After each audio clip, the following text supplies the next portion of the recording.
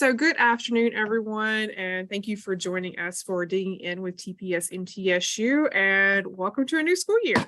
So we have taken a little break over the summer, so this is our first webinar since April, which is a little crazy that it's been that long. So just a couple quick reminders as we get started for those participating with us live. Please sure to keep your mics muted as we are recording this for folks to be able to watch later on our YouTube channel as well. If you are joining us live, be sure that we are seeing your first and last name, and then feel free to interact with us. One of the things that we love about doing this live and having people join us live is to be able to interact with people. So open up the chat box, feel free to drop questions in there. Use the reaction buttons. Occasionally we will do polling, which I don't think we're doing that today, but we do want to make these as interactive as possible. So if you've not had a chance to join us live before and watch the recordings, we do invite you to join us live because we do try to make these as interactive as possible. And with this series, of course, we have a Padlet page that we have been collecting the resources and materials for these various presentations since we started this way back in 2020, which seems like forever ago.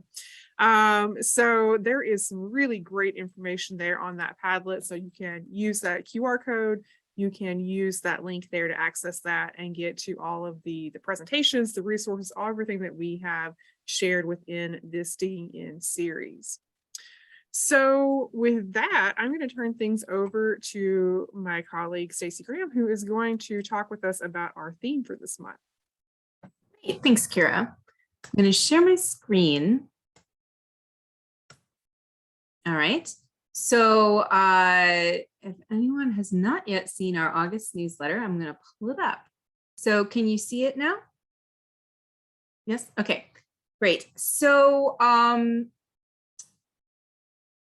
the summertime, we like to pick themes that are maybe a bit lighter or a bit more kind of focused on doing things other than just being in the classroom, or if it's times that we're particularly busy ourselves, because it's very busy time for TPS in the summer, something that will actually be fun and useful, but won't feel like it's taking as much time or work on our end. So one of the things that we do for that category is staff favorites. And another more important reason why we like the theme of staff favorites is because we have produced so many newsletters, because the very first one that we did was January 2009. And so we've been doing them every month since. So that's 100 something newsletters. And not just newsletters, but our products. So our lesson plans, our primary source sets, our tools and guides and things like that. We've created so many things that even if you have 5 minutes to search our website, you can't look at it all, and it might even be a little overwhelming. So we like this to kind of revisit. It's like popping a greatest hits tape into your tape deck, and pardon me for the dated reference right there. But we got to hand it to our graduate students who did the bulk of this month's newsletter.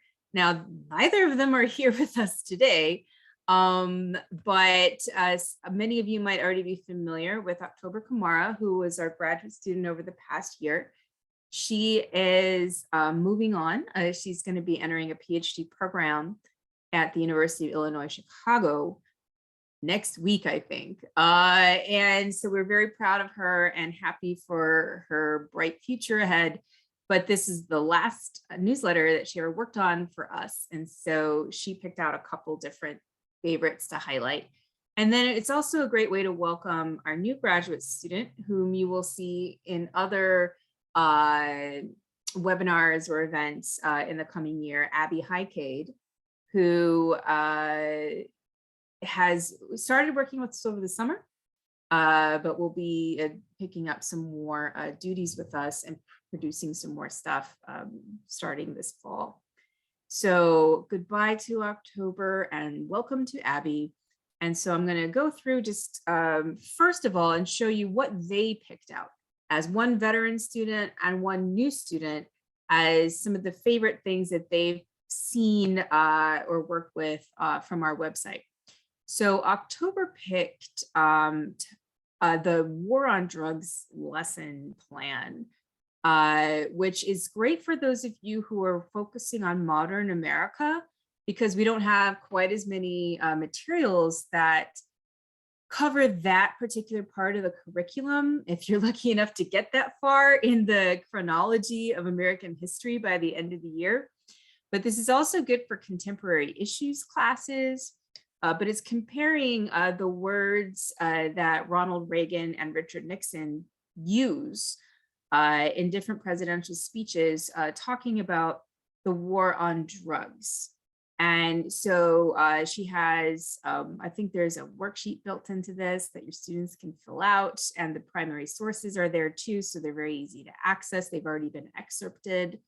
So it's another great way to kind of delve into text-based sources in very feasible, already done for you type of ways. And the other one that October highlighted is a recent lesson plan that was created by two teachers that have been working with us on the Civil Rights Fellowship, who teach at University School Nashville, Connie Fink and Anna Stern. And one of them is a high school teacher and one of them is a fifth grade teacher. So this is differentiated for both of those grade levels. And it's looking at the development of African-American communities during Reconstruction, and specifically at two communities in Tennessee, one in Nashville and one in Murfreesboro. So this is great for bringing out local history stories as a way to teach kind of the larger national narrative of emancipation and Reconstruction, especially once you get past Reconstruction and into the Jim Crow period. So this is a very well done lesson plan created by two teachers working with us, a lot of really great primary source photographs. So if you're interested in that, you can check out the little summary of it there. And Abby actually went back and selected an older lesson idea called Music in the Civil War, which she chose because she actually interned at Stones River National Battlefield last summer. And so she got quite into some of the stories of the Civil War at that time. And there is a Civil War story there that talks about the importance of music, and there's a little battle of the bands. And so she was really struck by this lesson and how that kind of weaves into soldiers' experiences and how the lyrics can be different depending on what side you're on, which is a good way to get kids to analyze song lyrics, especially using the HAPPY analysis worksheet that we have. And then she also chose something from an old newsletter that we did on the theme of childhood, which is looking at one-room schoolhouses, particularly ones that were photographed during the Great Depression as part of the Farm Security Administration's photographic project, where of course they sent photographers across the country. And that's where we get a lot of our amazing photographs of rural resources in places like Tennessee and other states.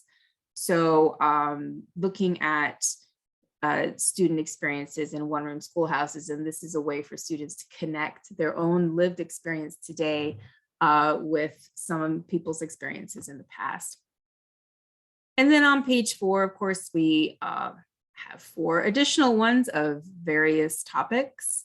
And so I will let you all be able to access this. Of course, it's on the Padlet, it's on our website, and it's right in front of you.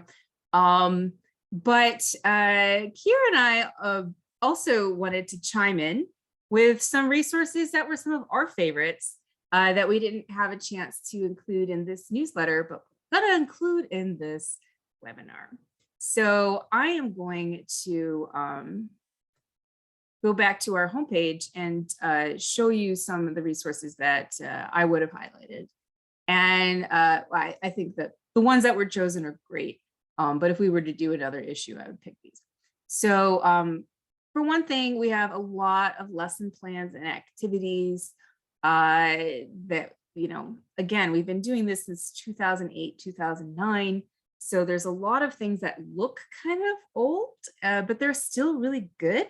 So I wanted to pick one of those to show you. And I'm going to click on the art and music category because I know that we largely cover social studies and to a secondary extent, English language arts. Those are the curriculum standards that we just naturally hit the most. But we also sometimes will produce things for teachers in other parts of the curriculum. And so for those teachers who teach art and music, we do have some things that they can use. Or those of you who teach social studies but like to work in interdisciplinary lessons, these are for you as well. So I just wanted to take a look at this page. The debunking Civil War photographs, the case of the moved body one is a lot of fun because, students, of course, they take photographs for face value, but they also know today that they can be photoshopped. But how can you manipulate photographs before the age of Photoshop? And so it's looking at these Civil War photographs, which they're not retouched after the fact, but they were certainly staged before the fact. And if students can learn to kind of approach these photographs with questions like, okay, has this been staged? Then that can make them savvier media consumers, or at least that's always the hope, right? And then another one I wanted to just point out real fast is this illuminated manuscripts one for people who teach world history. We 6th and 7th grade teachers are always wondering what we have for them, and not as much, but this is one, and you get to look at beautiful illuminated manuscripts as well.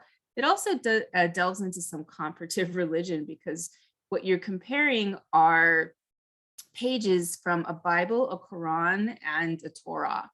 And these are all from the Library of Congress's Rare Books division, but they're this has its own worksheets, and at the end it also has the actual primary sources right there, so you can just print these straight out, and they're in color. And it's asking students to look at these as art objects and not just as history artifacts. And so even if you can't read this, what can you notice about it?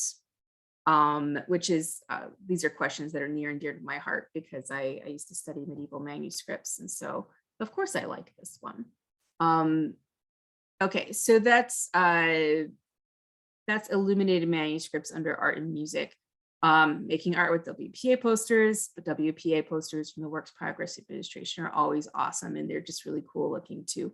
But the one I wanted to highlight today, which I put in a Padlet, is this one called Depictions of the William Blount Mansion, Photography versus Drawings. And I like this one because William Blount is, somebody that you cover in Tennessee history, somebody you cover maybe in early American history, associated with Tennessee's early history and frontier. It's Knoxville history, of course. I know we have somebody with us from Knoxville today. So you'll know about this. But at the same time, this is an art. It's looking at it from the point of view of, okay, well, let's look at different forms of representation of this historic building. And so it's really interdisciplinary in nature. But looking at the lesson plan itself, you'll note that it looks a little different in format, and that's because at the beginning we were experimenting with Calibri font in some of our lesson plans, which gives it a bit of a dated look. But I really want to encourage everybody, don't ignore the older looking lesson plans and think that they'll be out of date. Some of the links on here, actually, I did note they are broken, but that is a recent thing. We have gone through and updated the curriculum standards as the curriculum standards need updating. And so even with these older looking lesson plans, they're as updated as any of the other ones, I'll put it that way. So what this is looking at photographs of Blount Mansion. architectural drawings of Blount Mansion, and then artistic renderings of Blount Mansion from a very different point of view. But they're all from the same era, the 1930s. And so it's asking students to question, why do you have these things looking so different, even though they're from the same era? And that asks them to think about, okay, what was the purpose of this particular, what's the purpose of this photograph? What's the purpose of this architectural drawing? And then what's the purpose of this artistic work? And so I'm just going to, I do want to show you really quickly the 4 different images that students are going to be analyzing. So 2 of them are photographs, and these are from the HABS survey, which stands for Historic American Buildings Survey, which was a New Deal program that started in 1933, and it's still going on today. But it's one of the most used collections on the Library of Congress website. It's got tons of stuff from Tennessee, historic buildings, structures, landscapes, all sorts of things. So we have this image, and we have a similar image from a slightly different angle from the same survey, which I had to refresh the last time I pulled this up as well. I don't know why it's not showing. Maybe if I go back to the first one and just go to the second one right there. Huh. All right, well, it's my apologies. I refreshed it earlier at my work computer and it was working fine, but it's basically this from a slightly different angle, which allows you to see the building on the other side of it, which is kind of important because, it's a historic building, but it's in an urban center that has definitely grown up around it in 200 and some odd years. And then the architectural drawing, pardon me. There we go. So there are lots of these in these HABS surveys, and we actually have a whole slew of lesson plans under our math tab that brings in math standards using these things, which is a really cool interdisciplinary way to combine social studies with math. But also thinking about, okay, how does this look different? What does it convey about the building? How is this different from the photograph? And what information can you get from a photograph that you cannot get from this architectural drawing? And then the third image is quite different. It's the Blount Mansion as drawn by an artist named Joseph Delaney, who was a Knoxville native who ended up moving to New York City with his brother, who is also an artist. And he was part of the Harlem Renaissance in the 1930s. And later in life, when he was an old man, he actually came back to Knoxville and taught in Knoxville. But when he was back home visiting at one point, he just drew this picture of Blount Mansion, and the building itself might look the same as the photograph, but there's so many things that look different. And if you can maybe drop in the chat box how this image is different from this architectural survey image.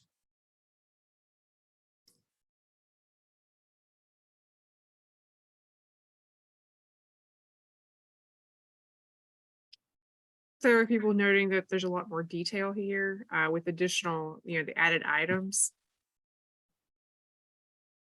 Absolutely.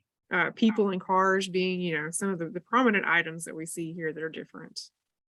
Yeah. Power lines. Yeah. Yeah. Flagpole background. And with the drawing that there is, I don't know, you kind of more of an emotional connection to it. There's a feeling to it that you don't get in the architectural image. All right. Yeah, this tends to convey a feeling to it. It has an energy that's different for sure. And, once your students read a bit more about, okay, well, this artist was an African-American in Knoxville in the 1930s, what his experiences have been relating to, William Blount and Knoxville's early history, and so thinking about what the purpose of this might have been and what the audience for it might have been and emotional reactions to it. Because let me tell you, even though these were government documents from Historic American Building Survey, chances are that it wasn't like the public was just checking out these architectural drawings in the 1930s. These were probably used in a very different way and had a much more limited type of audience, and used for different purposes. Of course, now since they're all online, teachers get to use them and students get to use them and ask very different questions about them apart from their original purpose, which is very cool. So yeah, I just thought that this was an interesting lesson plan that I hadn't thought of in years. And it was done by Brittany Walker, who was one of our former graduate research assistants quite a while ago. And I do want to say that a couple of these, the only links that I saw that were broken were the one that says the modern day image of Blunt Mansion. And I don't know why, because it's just bluntmansion.org. That's how it's hyperlinked. And if you go to Blunt Mansion, if you Google it, you'll get to bluntmansion.org. So just basically Google Blunt Mansion and you'll get to the main website for that site. And the other link that we need to fix is for the, this is for the teachers primary source set at the Library of Congress. They have changed their website so many times that this is a link that it's really hard for us to stay on top of all those changes. But basically, I hope you remember how to get to the teachers page. And then you go to classroom materials. And then if you go to primary source sets and just search Harlem Renaissance, here it is, the very first thing that comes up. This is what's linked to in two different spots in that lesson plan. So it's not hard for you to find. Just for some context, there's a lot of good context and background in the teacher's guide if you keep scrolling down. So yeah. And there's also a link to a wonderful self-portrait of this artist so that students can put a face to the art and get more of a sense of his style. And then she also throws in how the medium is a drawing, and what are the materials used to create this drawing. And so I learned today what gouache is, because I didn't know what gouache is, this word right here. Basically, it's watercolors, but it's a kind of watercolor that's opaque, because we think of watercolor paint as being kind of transparent. Well, this is a different kind of watercolor that's kind of opaque and sticky and gluey. All right, so I learned something. Okay, and then of course we have extension, etc. down below. So it's short, but you can do a lot with it. And now I am going to turn it back over to Kira so that she can share what she would have picked. Thanks, Stacy. So let's see, let me find my, all right. So when I was thinking about what are some of my favorites that I wanted to share, I really thought about maybe what are some things that would be really useful that maybe we haven't talked about as much in the last couple of years, that maybe you guys would, need a little reminder on. And so one of the things that we did, I guess it's been 4 or 5 years ago now, was we spent probably almost a good year creating grade level resource guides. And we did this right around the time that they adopted the current social studies standards, because I know one comment that we had gotten a lot from, from you guys across the state was that you wanted, kind of a selection of where to find the materials that were referenced, some of the sources that were referenced in the standards. So we went through and for each grade level, kindergarten through 8th grade, and then for the high school U.S. history and world history classes, created these resource guides that align with the social studies standards. And so I think that they are really one of my favorite things that we have done, where again, we've really tried to touch on something that will be worthwhile for all grade levels. So you can find them on our primary source sets page. So if you were on our website, you just click there on the left-hand side, the primary source sets, and you'll see them listed here.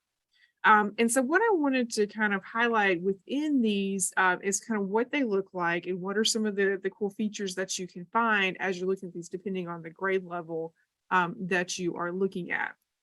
So with, the early elementary grade levels, so, we don't typically do a lot of things for K2 or K3, but we did create these. And so you'll see that, there's a little kind of blurb at the top about how you might begin to introduce primary sources to our younger students, because of course that is, going to be a challenge in and of itself, is how do we kind of introduce primary sources to our youngest students. And then these pull in some sources that can be used to teach, for example, in second grade, some of those culture standards. And you'll see the way that the sources are grouped is you have kind of themes, and you'll see that the standards, kind of the groupings of the standards. So, for the first, 1, 2, and 3, here are some sources that we might be able to use. So we've got an image, we've got a lesson plan that, is noted here that would need to be adapted. There's a primary source set. And that is one of the things actually that I also love about these is that there is a good mix of, there's some specific primary sources, but then there are links to lesson plans, there are links to activities. With the sources themselves, there's a good mix of maps, there are primary source sets. So really you can find a lot of good directions to go in here, but this gives you such a kind of, again, a very kind of finite number of things to work with, so you don't get overwhelmed as easily and kind of figuring out where to get started. So again, the second grade, the K3, they're shorter, and you'll see again that kind of note just some collections, some images. Again, there's not going to be a material for every source in your standard, but there are, again, a good mix of things that you can make use of. So again, that's what let's see, delete that one. All right. So when we get into the upper grade levels, and especially the ones that are more US history focused, as you can imagine, the library has tons of materials that you can incorporate into your classroom. And so those get to be a little bit longer. So for example, with the 5th grade one, that one is 14 pages in length. And again, you'll see again that good mix of here's some sources, here's some primary source documents. The America Stories pieces are featured here, which are great for kind of, secondary source information, nice little supplements that you could use in addition to what is in your students' textbooks. You will see again, there are lots of great imagery that you can pull out, timelines, just again, a really great mix of things. There are some collections. So for example, here's the Alexander Graham Bell family papers, and there's a note that there's a teacher's guide and to that collection, which if you can find the collections that have the teacher's guides, that they really are very helpful to making things that are otherwise a little daunting, a little easier to process and use. Again, lots of links to lesson plans, things in the Chronicling America collections that are there. And then of course, with 5th grade, we get into the second half of that being Tennessee history focused. And so as we get further down in here, you'll see where we get to those. So when we get into the Tennessee history, you'll see that we link to several different articles for the Tennessee Encyclopedia. And so this is going to be great for giving again students some background information, again, maybe some supplements to things that aren't as well covered in your textbooks that you want a little more background information for. So we have those. There are TIVA maps that are here. We link as well to some things, for example, the Tennessee State Library and Archives. So like I said, a good mix, and this is again a great place just to get started when you're looking at those things. The other thing that I love about these is because so oftentimes we have, especially 6th and 7th grade teachers ask us, well, what about us? Where are the world history things? And too often we have to say, well, we don't really have that much. And so I love that with these, we actually have this grade level resource guide. We have one for 6th and one for 7th, where we actually can highlight that, hey, we do have a few primary sources that will work with your curriculum standards. Because again, I'm always just so sad when I have to be like, well, I'm sorry, we don't have as much for world history. So to be able to have these, again, I love these. Now, again, we are going to be, I mentioned in the chat box earlier, one of the projects that we are going to be working on this school year is actually an update of our materials. So for example, if you find links that are broken, know that that's something that we're actually going to be going back through and reviewing all of our materials, except for newsletters, and updating those things so that, we'll have the links corrected. And we may even try to go through, depending on kind of time, adding some things that are new that weren't created at the time that we created these materials. So there will be an update of things going on. And again, with these for the world history, again, you'll see that, again, grouped like the others. So here, for example, here's the East Asia, section where you can see, again, a mix of items that are linked there, that you could incorporate into your classroom and into your teaching. Again, most of these are from the Library of Congress or from the World Digital Library, which has changed. And so that's going to be interesting as we get into updating these, kind of how that's changed and how that will impact what we can link to. So again, a good mix of like imagery, maps. There are text materials, but like, Stacy just mentioned, there are some really cool things that you can do with those, even if students can't read the text. There are ways that you can make those useful for students. So again, I definitely recommend taking a look at these if you are teaching 6th or 7th grade or have colleagues that are looking for materials, because there are some great sources here that you could incorporate into your world history classroom. And then, of course, with the high school US history, there's just tons and tons of materials, except for once you get past, the late 60s into the 1970s and forward. That contemporary stuff, there tends to be a little bit more of an issue of finding things, but we do have some materials listed for those items as well. And again, you'll see this one that there's a lot more kind of list of links. So for example, just list of additional links of primary source sets, lesson plans. Again, meant to be a good place for you to come and kind of get started and see what's available for these different units that you will pop up in the curriculum.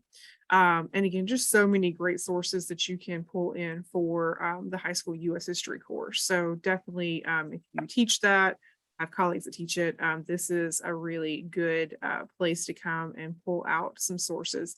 And especially if you like political cartoons, we do, there are several that are included here, and I personally love using them. So again, that are the grade level resource guides. And that is just part, of course, of what is featured on that primary source sets section.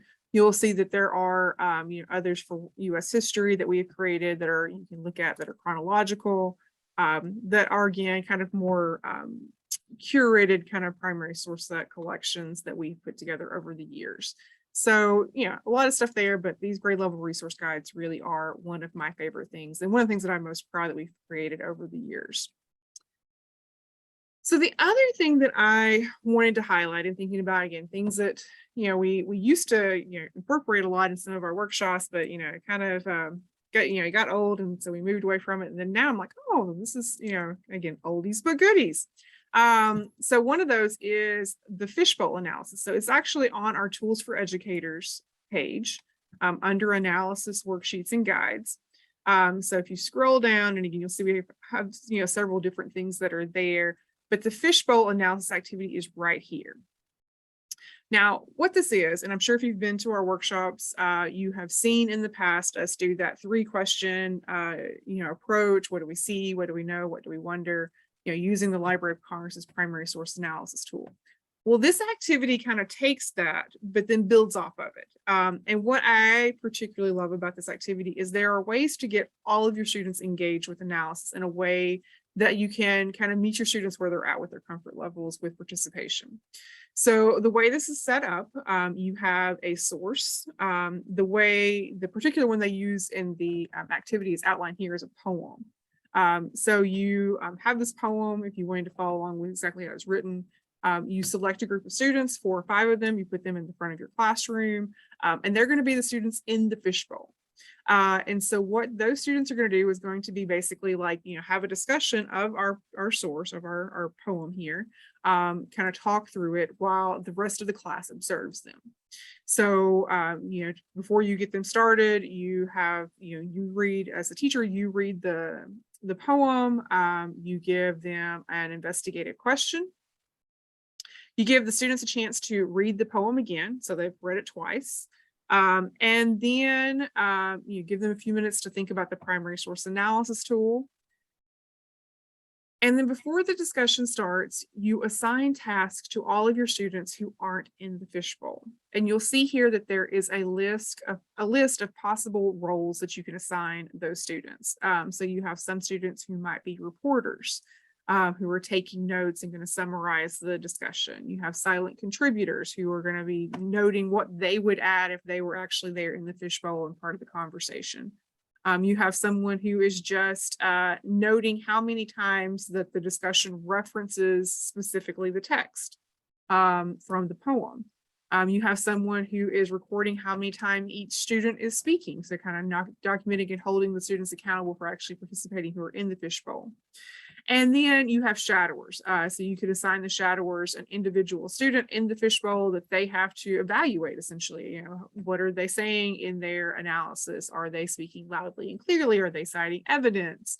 Are they being respectful? So again, this is a great way to get all of our students active in a class discussion and primary source analysis. So once everybody has their assignments, you let the fishbowl begin to have their discussion. And then once they have kind of discussed the poem, you come back and you have a little debrief where all of the students who have been outside the fishbowl get to kind of reflect back on what they observed as part of their assigned role. And then at the end, you can then circle back on this and give your students an additional graphic organizer that they provide, which is called using poems as historical artifacts. And so then students have to take both their own primary source analysis as well as their notes from the discussion and use those to help address the questions here in this new graphic organizer. So again, you see that they work with the source on multiple different levels. They're engaged in discussion. This is very student driven. And so it's just a fun, different way of approaching primary source analysis that you can do at a lot of different grade levels. This particular activity, the way it's originally written up, was done for 5th grade. And of course, as we can see, we can do this not just for our history and social studies standards, but we could also make this work for English and language art as well. So it is just, again, it's a great way to approach analysis and do it kind of in a different way. That again engages our students in a different way, because I love the fact that every student has a role and nobody is just kind of sitting quietly and just passively learning. They're all actively engaged in the process.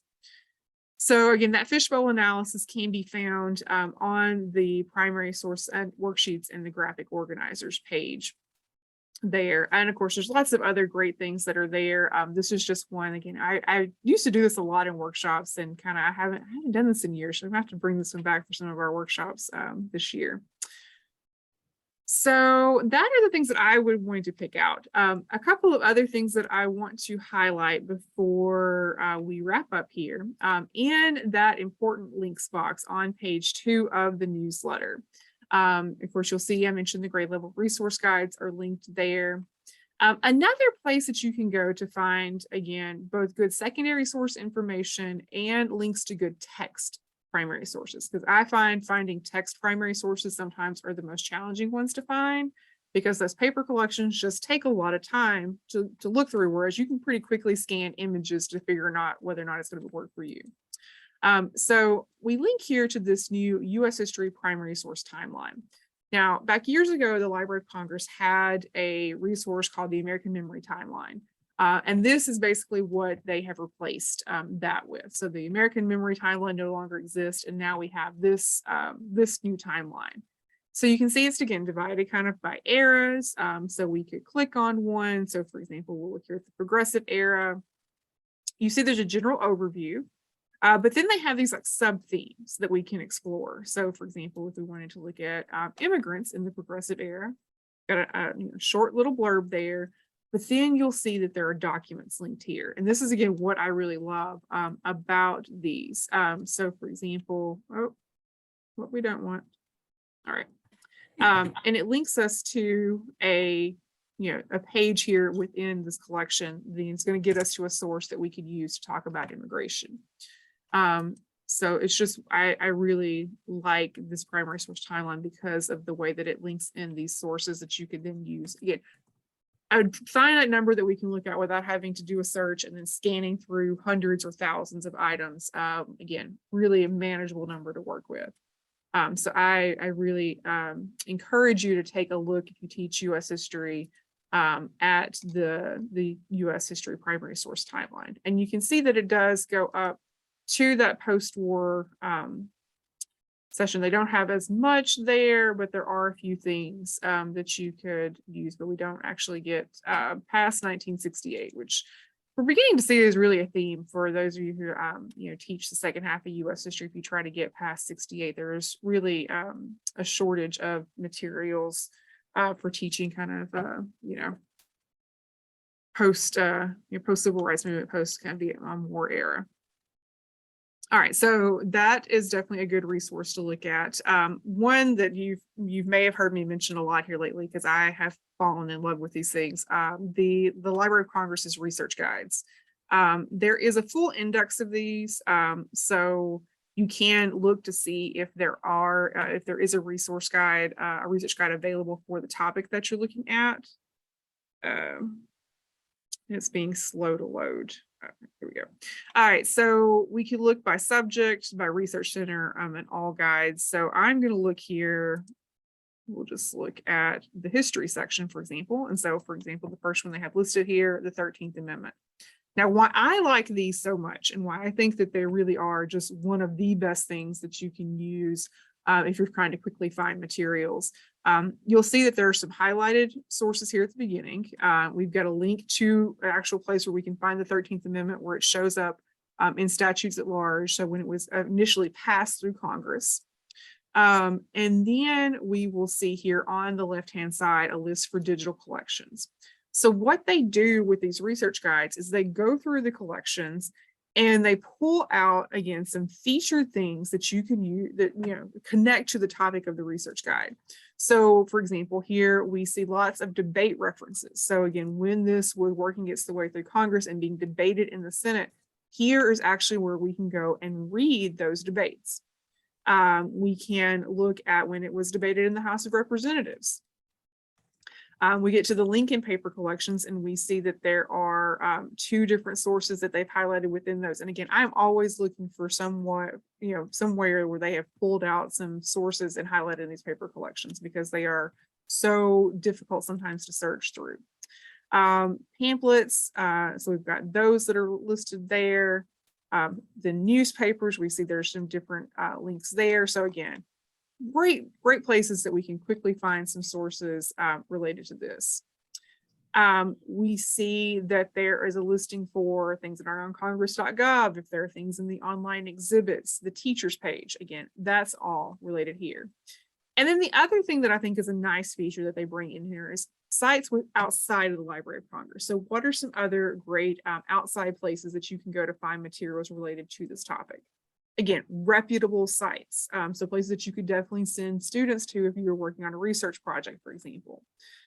So again, these research guides are just invaluable in how quickly they can get you to good material and save you some time. So definitely, I would encourage you to take a look at those. You can get to that link there where we'll take you where you can find all of them. And a couple of things that are, some of our TPS partners have done that I've stumbled upon over the summer that I wanted to include here.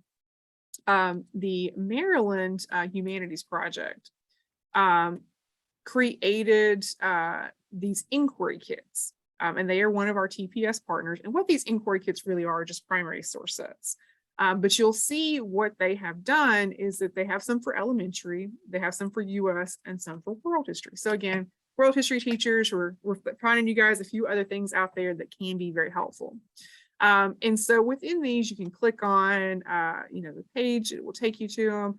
And you'll see that they have, again, kind of divided by era, and then you click on view topics and you can see some of the topics that they have for these.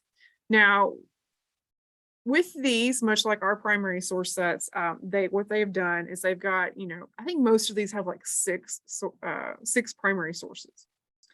So, you could click on these, it will take you to where you can find that primary source. For example, this one was from the Library of Congress. And then there are some kind of guiding questions that you could use here. So again, just a good kind of place to find some primary sources that are already kind of grouped together for you with some guiding questions that you could then build an activity around.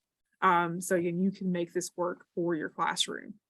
So again, there's also some for US government that are here. The world history ones, again, run from things that we featured in our sixth grade curriculum all the way through the high school world history curriculum.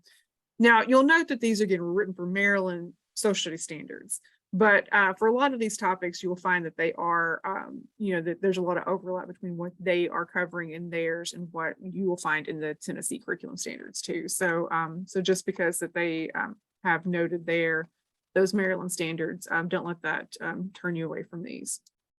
So definitely take a moment to look at those. That's really a very good website with some good materials.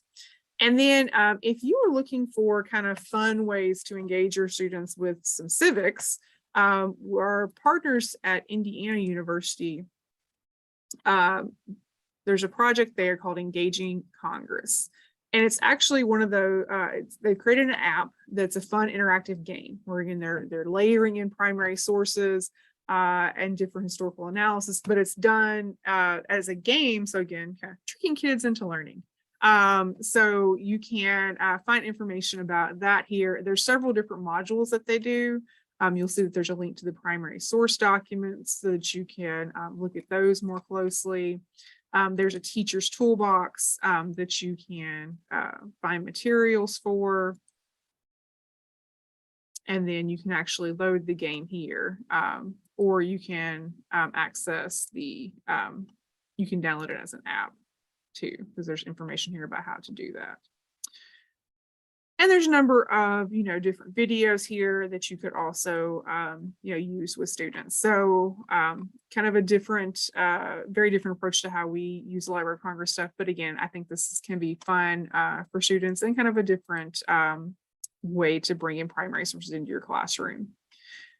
So there's links to some other things there. For example, the free to use and reuse sets, just other kind of primary source collections, kind of quickly get you to some things. The question formulation technique, there's some great resources here. It's one of my favorite sessions that I've done in conferences in the past. I think this is a good way to engage students in kind of building their questioning skills. And then just again, don't forget about our TPS-MTSU YouTube channel. So again, hopefully that gives you guys a refresher on some things maybe that you've heard us talk about in the past but maybe had forgotten about. And then hopefully we've also introduced a few new things. All right, Stacey, anything that you want to kind of add as far as content that we haven't covered? No, before we start to close? Yeah, I wanted to make sure if you didn't to highlight the YouTube channel, especially since, I know that it took a little hiatus over the summer, but we're back at it this fall. So, yeah.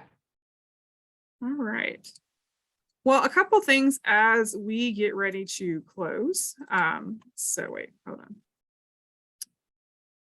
Let's see if I share my screen first.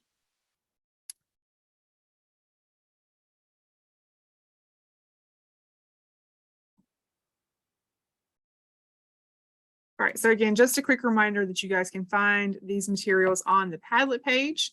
And of course, if you are interested in getting PD credit for today's session, please take a moment to fill out our short survey. It's how we document attendance and participation in these. So if you're viewing this today, you can use that QR code or the link, and we'll drop the link in the links box if that's helpful for you. If you are watching this later on, please take a moment to fill that out. We check these once a week and generate the surveys or the certificates manually. So we send those out about once a week. So know that we'll check that and get that to you within a week's time. So you'll be able to note there, again, your ideas about today's session, but also remember, we are always looking for suggestions. So if there is something that you would like to see us create in the future, please, drop a comment there on the survey. It really does help us. We are always trying to think about how we can better serve you guys. So a couple quick things as you guys are filling out the survey. Want to make a reminder that we do have a number of different PD opportunities that are coming up that you can find on our upcoming workshops page, including we will be launching our World War II Homefront in Tennessee curriculum guide here in the next month or so. We are finishing up the proof on that, about to send that to the printer. We will be doing a full day workshop on September the 22nd at Norris Dam State Park that will include a presentation by one of the rangers there about the history of Norris Dam State Park and its role in the New Deal and World War II era. And then we'll be ending the day with a history hike to go and actually see one of the CCC camps, which will be very, very cool. You will see that we're doing a lot with Tennessee History Day, so definitely check out some of those opportunities.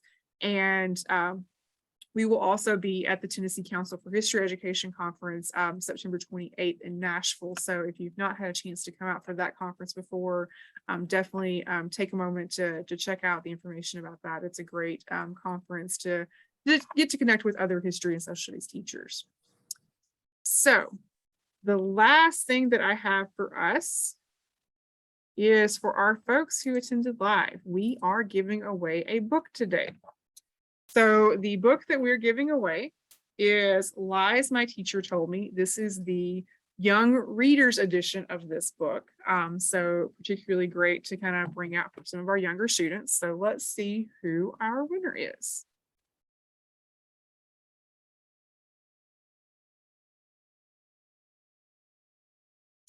And it is Miss Chamika Wayne. So Chamika, if you will drop your address in the chat box there, we will get this mailed out to you. So each month we will try to have a giveaway for those who are attending live, a chance to, again, say a thank you for taking the time to join us. So again, remember, please fill out that survey, and hopefully we will see you guys next month. Our topic for next month will be World War II, and so we'll be exploring that a little further. So again, thank you guys so much. Yes, thanks. Bye.